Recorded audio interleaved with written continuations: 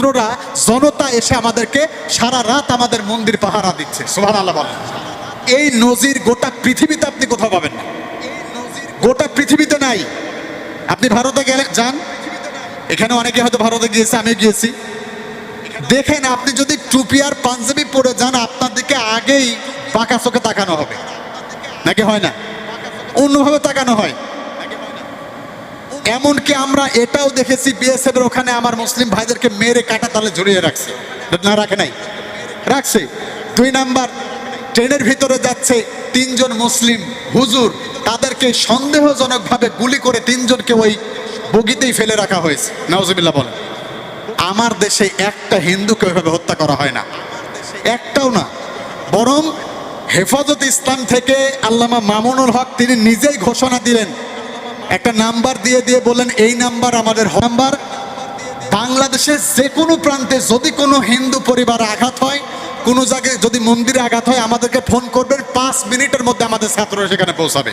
সুবহানাল্লাহ বলেন। এই নজির কোথায় পাবেন?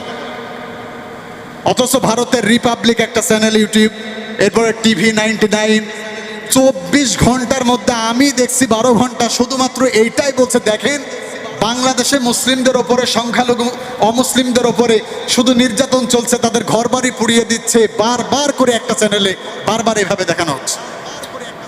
বাংলাদেশে ভারতের একটা দূত ছিল, এখনো আছে, অনেকে নাম জানেন হয়তো, গোবিন্দ প্রামাণিক।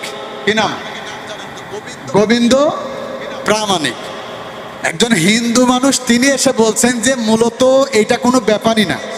তিনি সাক্ষ্য দিয়েছে বাংলাদেশের মুসলিমরা অত্যন্ত ভালো, এই দেশে কোনো হিন্দু নির্যাতিত না। সুবহানাল্লাহ বলেন। কিন্তু ভারত এইটাকে নিয়ে অনেক ষড়যন্ত্র করার চেষ্টা করছে। বলছে গোবিন্দ প্রামাণিক একজন হিন্দু, তিনি নিজেই বলছে পোড়ানো হয়েছে মাশরাফি বিন মুর্তজার বাড়িঘর, দেখানো হচ্ছে লিটন দাসের বাড়িঘর।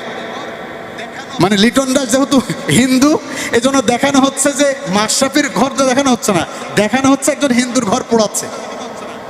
তার মানে এটা অন্য কোনো না, এটা একটাই কারণ, তারা ষড়যন্ত্রে লিপ্ত হয়েছে। হওয়ার পরে তারা যাতে মুসলিম এই দেশ সাম্প্রদায়িক একটা দাঙ্গা তৈরি হয়, এই জন্য তারা চেষ্টা করছে মুসলিম আর হিন্দুদের মধ্যে মারামারি তৈরি করে দেওয়ার জন্য।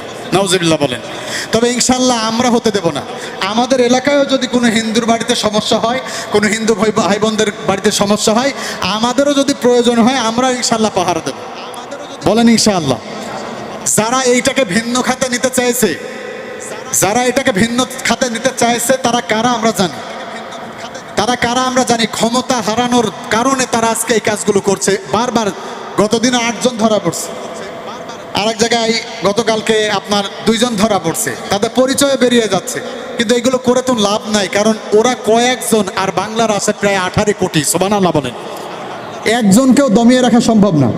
তবে আমরা এগুলোকে হতে দেব না, কারণ আমরা জানি, আমরা নিজেরাও তো জানি। কিছুদিন আগে আপনারা সাক্ষী, এই মসজিদে দাঁড়িয়ে আমাদের ভাদুমসির সন্তান, কি যেন নাম, মারা গেল, কনক। কনক ভাই যখন মারা গেল, এই মসজিদে দাঁড়িয়ে আমি নিজেও কিন্তু বলেছিলাম যে আপনাদের যার যতটুকু সামর্থ্য আছে তাকে দান করার ব্যাপারে, বলি নাই?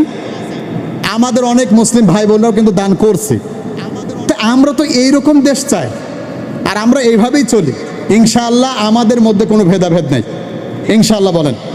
আমাদের মধ্যে কোনো ভেদাভেদ নাই। তারা আমাদের ভাই, আমরা তাদেরকে সাহায্য করব। প্রয়োজনে আমাদের রক্ত দিয়ে হলেও তাদের স্বাধীনতা যেন থাকে, আমরা সেইটুকু ব্যবস্থা করে দেব ইনশাআল্লাহ। আমরা কারোর প্রতি রাগ ক্ষোভ আমরা নিয়ে কথা বলি না। আমরা চাই সবাই একসাথে মিলেমিশে থাকি। দল আজ আছে কাল থাকবে না, এটাই স্বাভাবিক, নাকি? আজ আছে কাল থাকবে না। পৃথিবীতে কে বা থাকলো চিরকাল? আমাকে দেখান, এই পৃথিবীতে চিরকাল কে থাকলো? ফেরাউন আল্লাহ চ্যালেঞ্জ করছে, আল্লাহ নিজে চ্যালেঞ্জ করছে, কিয়ামত পর্যন্ত ফেরাউনের মতো স্বৈরাচার পৃথিবীতে আর আসবে না, যার বাহিনী সমতুল্য বাহিনী পৃথিবীতে আর হবেও না। আল্লাহ তারপরে বলছে তার আমি পতন ঘটিয়েছি সামান্য কিছু দিয়ে। সুবহানাল্লাহ বলেন।